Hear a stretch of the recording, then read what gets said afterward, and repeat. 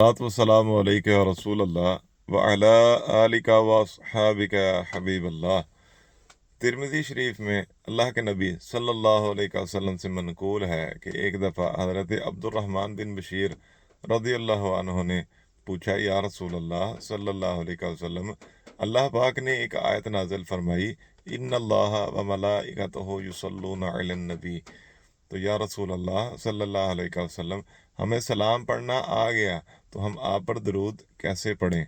तो अल्लाह के महबूब सल्लल्लाहु अलैहि वसल्लम ने इरशाद फरमाया कि जब तुम मुझ पर दरूद पाक पढ़ो तो इस तरह पढ़ो, अल्लाहुम्मा सल्लि अला मुहम्मदिन व आलि मुहम्मद। तो इस्लामी भाइयों, हमें भी चाहिए कि जिस तरह अल्लाह के महबूब सल्लल्लाहु अलैहि वसल्लम ने हमें दरूद पाक तलकीन फरमाया, हम भी ऐसे ही पढ़ा करें। सलातु वस्सलामु अलैका या नबी अल्लाह व अला आलिका व अस्हाबिका या नूर अल्लाह।